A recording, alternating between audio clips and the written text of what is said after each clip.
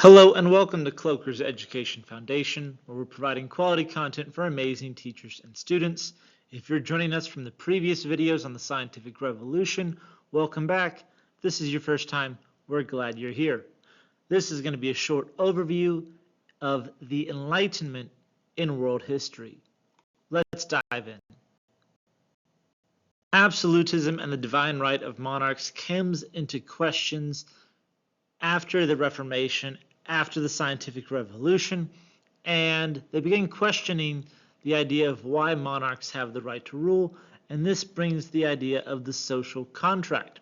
The scientific revolution saying if there's laws that apply throughout nature, there must be laws that apply to society across people, including that of government. There are many philosophers and thinkers that emerge within the Enlightenment movement. We're going to hit a few of them in this video. We'll have a further one in depth shortly. John Locke, pictured top right, had this idea of the social contract. The governments have a contract with the people, and this contract states the government must protect the citizen's life, liberty, and property, and if they fail to do so, they can be replaced or abolished. Now, this, of course, is going to influence Thomas Jefferson in the writing of the Declaration of Independence, where we see him pen the famous words, life, liberty, and the pursuit of happiness. Thomas Hobbes, another thinker, pictured in the top left, he is going to say that men need to put their faith into a strong central government for protection, since people are living lives that are cruel, nasty, brutish, very short, because of the threat of outside forces and violence, and this feeds into his ideology, which he refers to as the Leviathan, the protector. Voltaire, another famous philosopher who preaches the ideas of civil liberties, including things like tolerance, the freedom of religion, and freedom of speech. Charles de Montesquieu, saying that power within the government should be balanced. We should see a separation of powers, and we see this modeled in the United States Constitution with our separation of powers, the checks and balances between our three branches of government, the executive, the legislative, and the judicial. And Jean-Jacques Rousseau, who says that laws should be determined by the majority, but with protection for minorities within the nation. Like William Blackstone are going to argue that people have the right to property as one of the fundamental principles of life. It is one of the few things they can exert control over. We'll see the rise of feminism with Mary Wollstonecraft arguing that women deserve the same rights as men. And we will also see the beginnings of what will be the abolition movement in the world, the push to end and abolish slavery. William Wilberforce, pictured here, is going to lead the movement in England, officially abolishing slavery in 1807, with the slave trade ending in England. Now, this is, of course, just a few years after Thomas Jefferson is elected in the United States.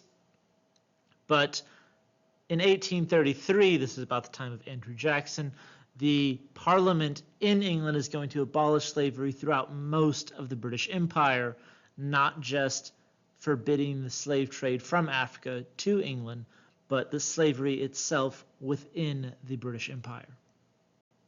Women and children are going to have huge changes in their lives that stem from the Enlightenment, but it starts off very, very, very slow. Because Europe is still operating in this cottage industry, and such as America too, where the family at home is producing everything they need. They're growing their own food, they're making their own clothes, they're educating the children at home, and the husband may have a shop, he may be a farmer, he may go work in a factory, but the home is fairly self-sufficient. With the rise of industrialization in Europe and the market economy developing in America, we see that women and children begin taking jobs outside of the home, leaving this cottage industry lifestyle, leaving this idea of Republican motherhood. Women are taking jobs in factories as domestic servants in middle class and upper class homes. As industrialization begins to happen and Jobs are concentrated in the cities.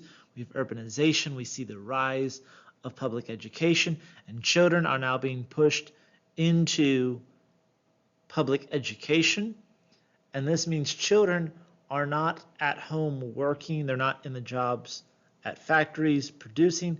And so this is a shift that children are becoming more of a financial liability rather than a labor source. Because prior to public education, people had a farm, a family had a farm, they had 8 children, 2 of them may die off in younger years from disease or starvation, but then you would have 6 hands around the farm to help when it was time.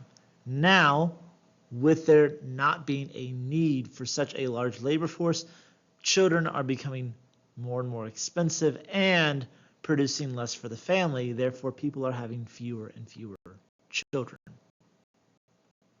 Men are going to have more significant changes immediately because of the Enlightenment.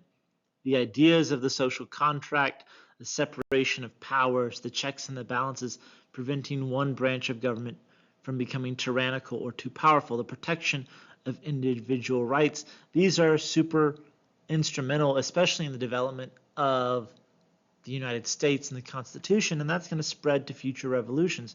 We'll see in the American Revolution and the French Revolution. The ideas of this social contract, the relationship between those who rule and those that are governed.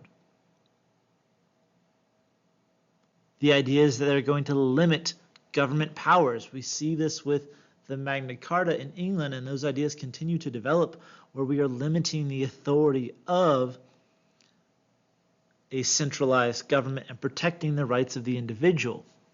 Again, we'll see these really play out in the United States with the American Revolution, the development of the Articles of Confederation and the Constitution with the protection of rights, and we see a lot of these Enlightenment ideas finally being implemented with the United States Constitution in 1789.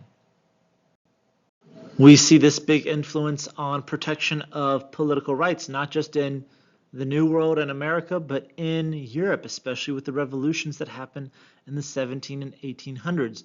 We see that colonies in the New World begin to push for their own independence. The United States, Mexico, Colombia, all of them pushing to be independent from the powers of Europe. And we see these ideas in Europe also taking root, where the beginnings of nationalism, where people are taking pride in their government, in their nation. In the modern day, we don't necessarily use the words nationalism, we say patriotism, especially in the US, but the ideas of B-2 stealth bomber flying over a college stadium and people chanting USA, that is nationalism. When the World Cup is on and people are painting their faces black, red, and white for the German flag or red, white, and blue for the French, that is examples of nationalism. We've kind of changed the word to patriotism now, but we still see these principles even in the modern day. That wraps up our lesson. Thank you so much for watching this short overview of the Enlightenment. Don't forget to check us out on Teachers Pay Teachers, YouTube, Rumble, and the Cloaker Education Foundation website. To see what's new on our channel, go ahead and click here. For something you might like, click down below. You can check out our videos on the Enlightenment thinkers or jump to our next unit on the American and French revolutions. And to subscribe to our channel, click here. All of this and more is just a click away. I'll see you there.